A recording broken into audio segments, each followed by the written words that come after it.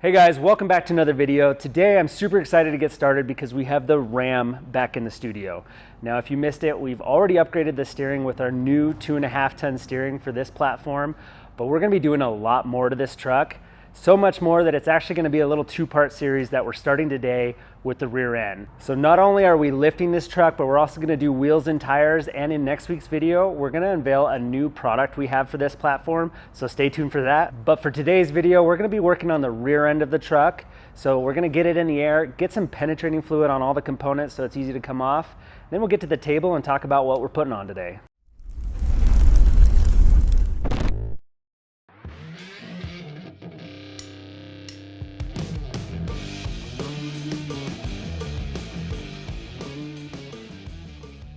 All right, so this is everything we're going to be putting on the rear of the truck today. Now for the overall build, we're going to end up with about 3 inches of lift in the front and 1 inch in the rear to level out the truck and see how everything sits. And we're not even entirely sure if we're going to stick with the 1 inch in the rear, so we are going to be running a spacer paired with a Thurin stock replacement soft ride coil. Now for shocks, we did go with the Fox Performance series. And for the rest of the components, we're going to be replacing the control arms, the track bar, and the sway bar end links. Now on the table in front of me, we have our aluminum series control arms for the Ram 2500, which are built with 2 1/4 70-75 aluminum. The Panhard is 1 3/4 70-75 aluminum. Now before I got to install, I did want to mention the difference between our steel series and our aluminum series for this truck. Our aluminum series, which we have on the table in front of me, utilizes the Rock Jock 3-inch Johnny joint, which allows us a direct bolt-in replacement. Now the steel series does utilize the 2.5-inch Johnny joint, which does require some shims on install, which are provided in the kit, but it is a more budget-friendly option for these trucks. All right, now let's get into install. For today, it's going to be pretty straightforward. This is a newer truck with little to no rust. We still sprayed everything with penetrating fluid just to make sure we didn't have any issues. But since we're pretty much unbolting everything that attaches to the axle, we're going to support the axle with jack stands, and then we can start fresh. Then we can get the new parts on. So let's get under the truck and start taking parts off.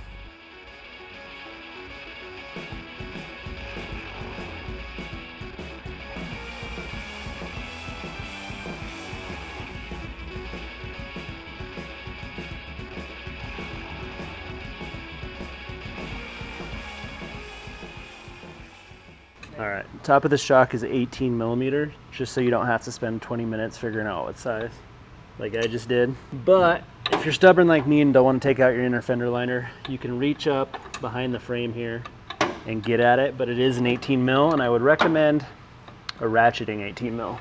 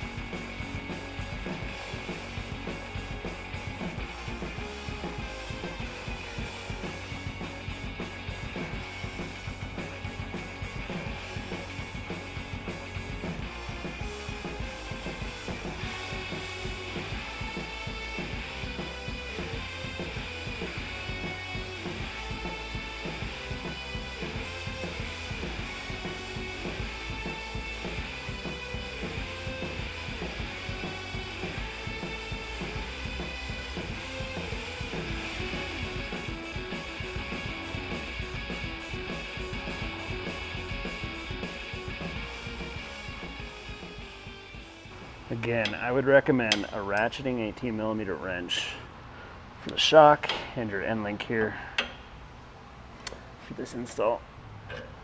Okay, so always watch out for this. Ram does this a lot, Jeep does this sometimes, but this nut tab, this is a tab that's holding, or that's welded to the back of our nut, and if I were to just impact this over, it's going to swing over and hit our breather hose. And you can cut brake lines, you can cut wiring harness, you can cut all sorts of stuff if you don't watch out for these nut tabs. So we're gonna stick a wrench or something in there, so when I start impacting, it doesn't just flip over and cut our breather hose. So we're just gonna hold this here. See, just like that. That went over super hard, and there's nothing stopping it. So we'll grab that with the vice grips, but if you're not careful, you're gonna cut your breather hose right there. There we go. And I've done that too many times, and I've cut too many wiring harness because of just poor engineering, that I always watch for that. These nut tabs are a blessing and a curse, and if they're in the wrong spot, they'll cut right through your hoses.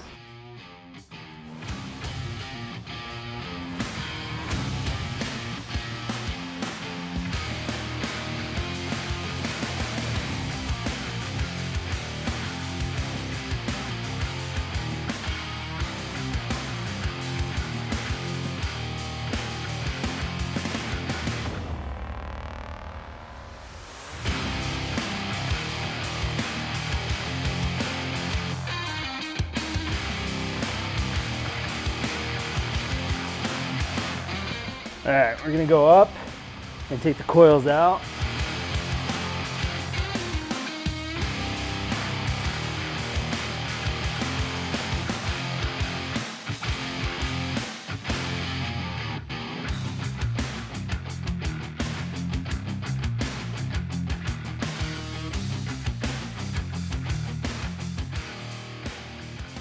Okay, so we got teardown done, and on a new truck like this, it usually goes pretty quick. It took us a little less than an hour to knock all that out, and if you have the right tools, it goes even faster.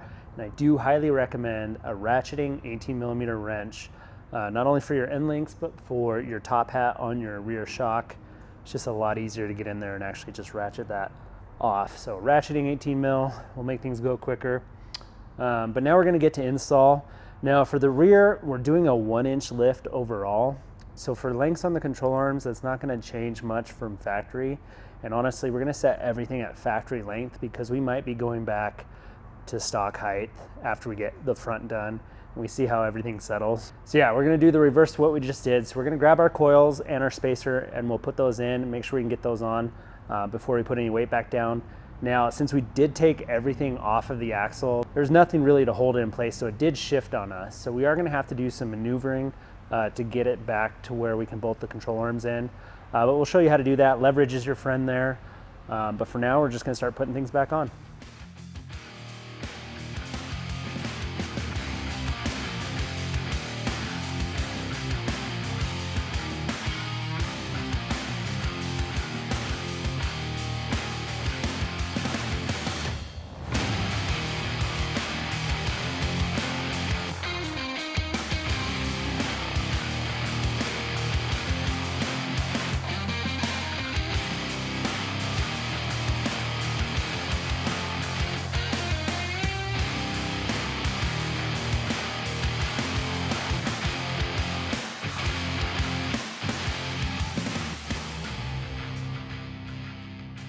Okay, so for this install, like I mentioned, we are gonna be setting our control arms at factory length because we're only going up 1 inch, and honestly, we might not even stay there. I did put the spacer into the coil, but we might take that out if it's a little too high for us. The best way to set your control arm length is just to grab your bolts, set your new arm on top of your old arm if you're matching length, and then we can just adjust out until our bolts line up.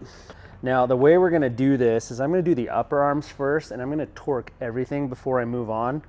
And before you start flaming me for torquing suspension in the air, I say it in every video, I'll say it in this video, we don't torque our normal suspension in the air that has rubber bushings, because that can cause a preload to happen on all our components. Now, that preload comes from the crush sleeve here. This factory crush sleeve is actually fused to the rubber bushing. So when we torque with our suspension drooped in the air on our rubber components, when we go to set it back down and our suspension collapses, that creates a preload on this bushing, which will cause your bushings to fail prematurely. Now, since everything we are putting on today has an independent crush sleeve, that means it's not fused to the joint or the arm itself, we can torque everything in the air, which makes it a lot easier when installing, and we can still set it back down on the ground. The crush sleeve will move to its new neutral position with no preload, no ill side effects. So, because we have massive torque specs on the bolts and the jam nuts, I'm gonna do the upper arms first where I can access them a lot easier. because the bolt torque spec is 203 foot-pounds. Now the jam nut, I'm not even gonna give a torque spec for it because it's something crazy like 1700 foot-pounds. You just can't get it too tight. So I'll show you how we're gonna tighten our jam nuts today, and since we know our length, we know our alignment, we're gonna torque everything down, and when we set the truck back down, everything should be good in the rear end. So we'll get the uppers on. We're gonna match the factory length here. We've got our bolts that go through nicely. And then we'll do the lowers. All the control arms will be done. Then we'll move on to the end links and the shocks. Ooh. Be-doo, be-doo, be-doo.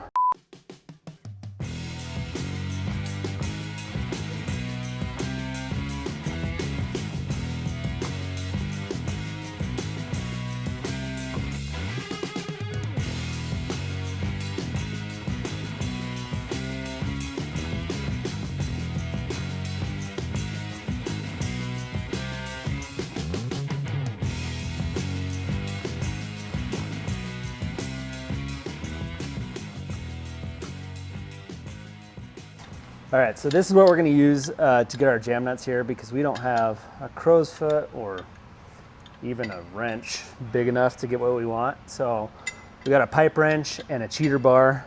Now, when tightening double threaded arms like this, your joints are gonna rotate, and that's totally fine because the left and right hand thread are opposite of each other. They'll rotate in the same direction. So we can just crank on one, we'll crank on the other, and we'll go back and forth until we can get it really as tight as we can with this cheater bar. Once we're done torquing down, we'll be able to rotate the arm back and the joints back to center. I know that throws some people off sometimes when they're a little cockeyed in the bracket. Totally fine, does not affect the function of the arm.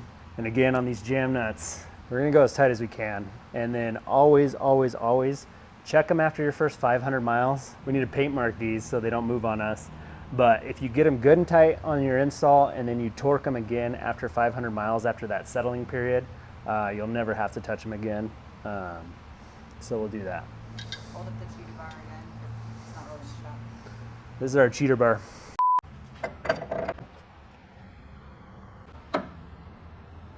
Okay, so this is what I was talking about. Both joints, this is the axle one, and then as well as the frame one, they are all the way rotated in the one direction that we're tightening against. It's totally fine. That was our initial tightening. I got them nice and snug until our tube wasn't trying to spin on us.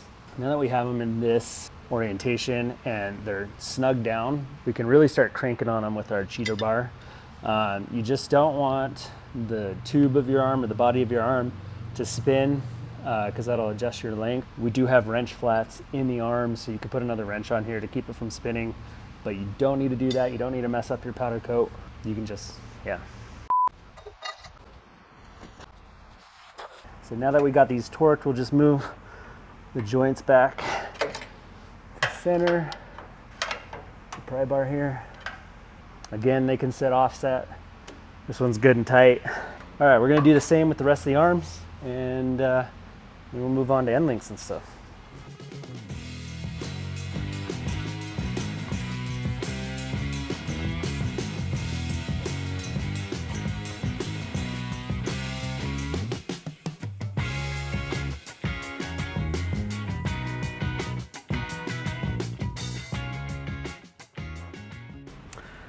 Okay, so we're busting out the ratchet strap here.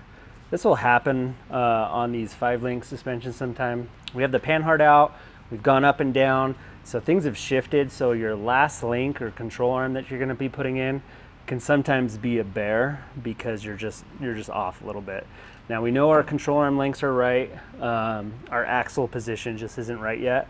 So we're gonna just force it in, and we're just gonna tie a ratchet strap from the axle here to the frame and see if we can get that last 1/4 inch that we have to get that last bolt in.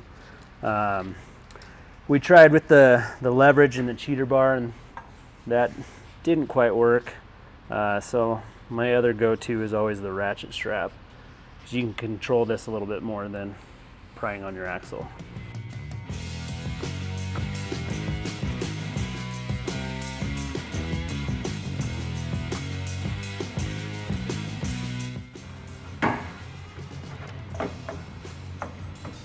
There we go.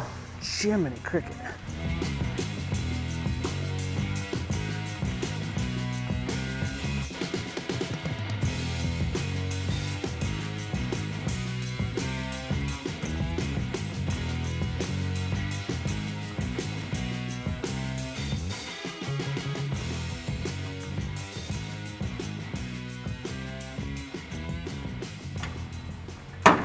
Okay. All right, Marissa, you go down on the lift and we'll get this bottom shock. Right there. Sweet. All right, so if you're doing shocks like we are today, your torque spec on this bottom one is 100 foot-pounds. And then when we move on to the end links, those are 80 foot-pounds. And the Panhard is 130 foot-pounds.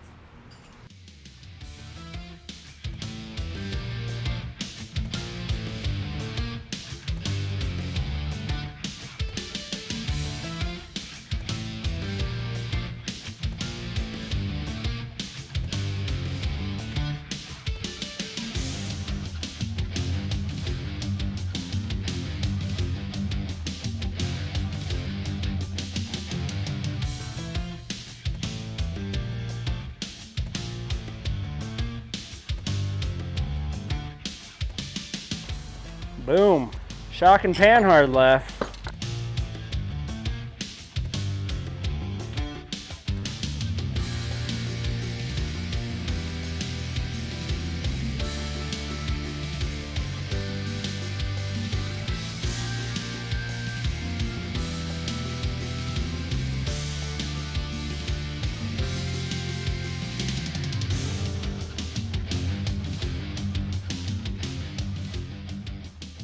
Okay, so we're on to the last piece of the puzzle, which is our Panhard. Now, a lot of the times I would say to do this on the ground, this could be a lot easier. But I'm not gonna put the wheels and tires back on today because we are doing new wheels and tires, so I'm not gonna do that. So we have two options here. One is we can adjust out to make up the difference and then just adjust the axle back over by spinning the Panhard.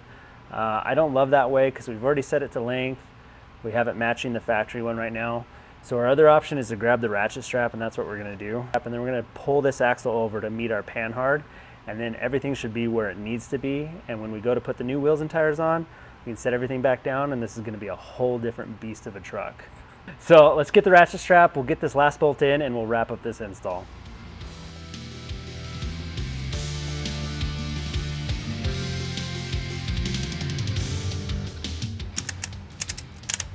All right, Marissa. What? You watch and tell me if I need to go more or less over there.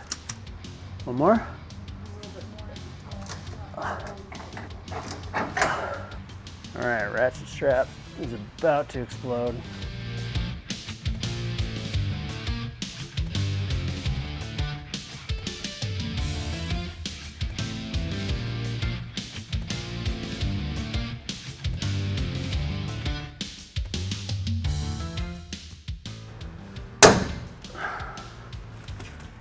Boom. All right, guys, so that wraps it up for the install of this kit.